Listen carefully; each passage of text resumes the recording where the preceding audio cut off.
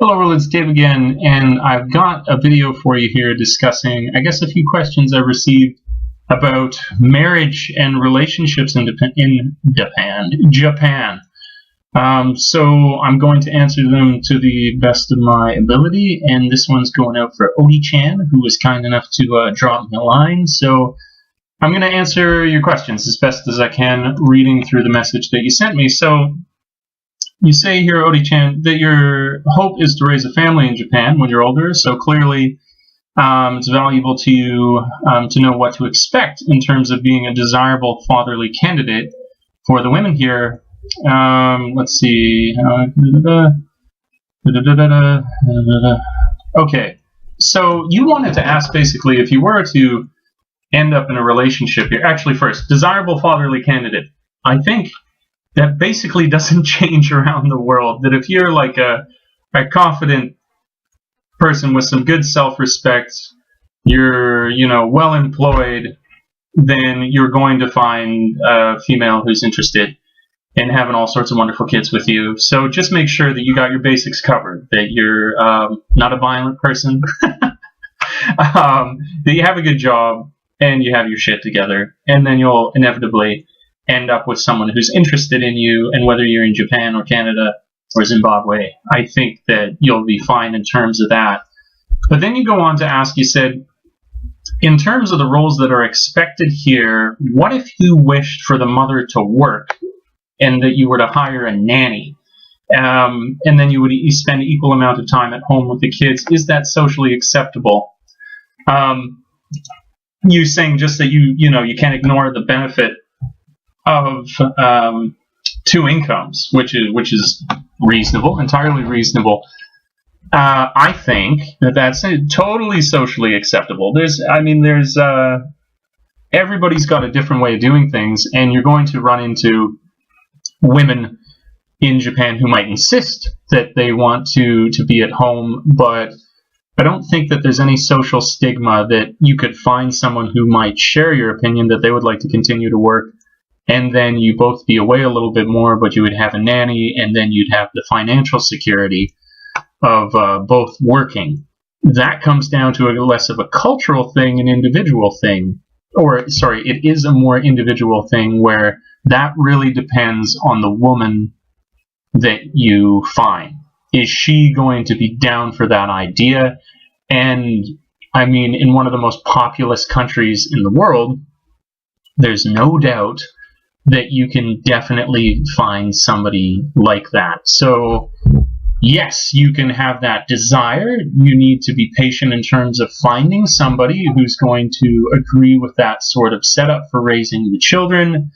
But it should be, that can happen. Of course, there's no exact timeline. There never is for these kind of things. But is it doable? Absolutely. Absolutely. And more and more these days, you see where it used to be, whether it was a choice or not, a long while ago, not even so long ago, it used to be that a woman would absolutely fulfill that role. But as things change, you're seeing more and more women who would like to continue a career. So whether it was not so socially acceptable before, now it's totally socially acceptable. And not only that, you're also finding more women who are interested in that, just as because usually when you take a certain way of living and that everybody lived that way, whether they liked it or not, the opportunity to try something different when it's not frowned upon anymore becomes desirable. So I think that those people are on the rise. You're going to find those kind of women, definitely.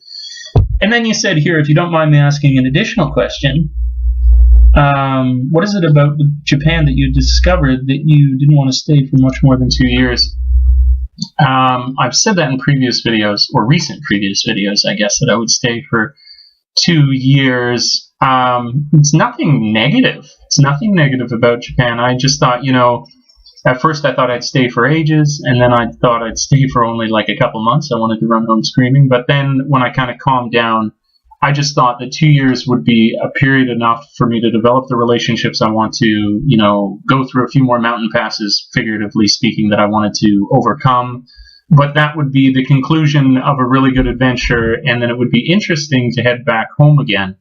But it's funny, not even that long ago saying that, where I was like, yeah, definitely 2 years now that I've calmed down and know exactly what I want.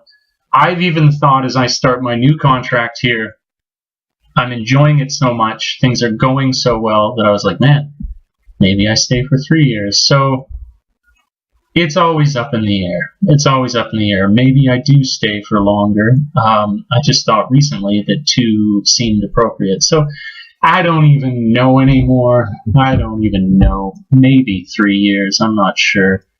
Just depends. Depends on how I feel. I've, for the past couple of years, I've been living life, doing whatever it is that I want to do. So if I feel inclined towards one thing at the end, I'll probably do that. And it may switch again and again and again. There are certain immutable things that I want to do. I want to finish, I'm writing a book right now. I want to finish writing a book.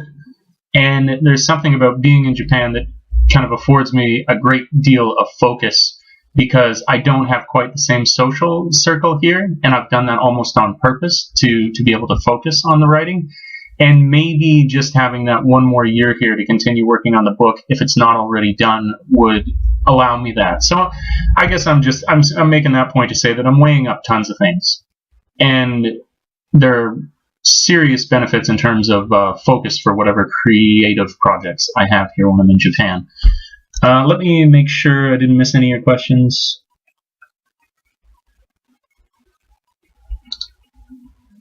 Yeah, I think that's pretty much it. So,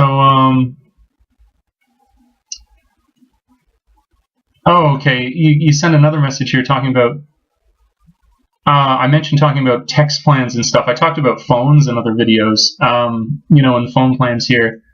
Talk plans, what are they like, and do you know what to expect to pay for home internet? Okay, those are a few domestic questions I'll answer very quickly here. So, talk plans in Japan, the best thing that you can possibly do, there's kind of an average. You're going to pay between $60 and $70 a month for a talk plan with tons of data. And so people don't so much text here as they just get, one of the myriad of social networking options available through data that they can bypass texting. One of the most popular programs here in Japan is called Line.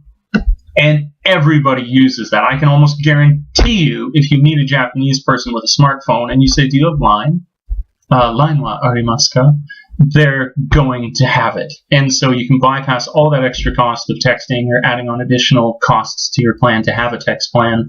Just get the kind of standard average data plan from whether it's Docomo, SoftBank, or au, and use that big, juicy data plan to communicate all the time.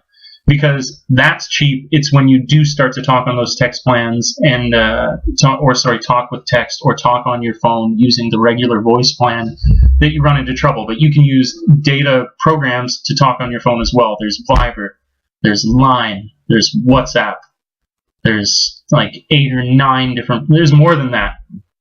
So that's no problem at all. All right, there's a little tangent about text plans. Home internet is about $30 a month, something like that, or 3,000 yen roughly. It's not expensive and it's really fast. I'm out in the countryside and I have blazing fast internet, so you can imagine if you're in one of the greater city centers that it's really, really fast and affordable. No problems there. All right, so I hope that answered all your questions. Ody-Chan, if you have any more, that you can always send me a few more emails. And now that I've gotten a whole bunch of, office stuff, paperwork out of the way now, I can respond better to the questions that I have on my channel again. All right, I hope you found that useful, and like I like to say, until we meet again, world, thanks for tripping with Dave, and ciao for now. Peace. Like, subscribe, share.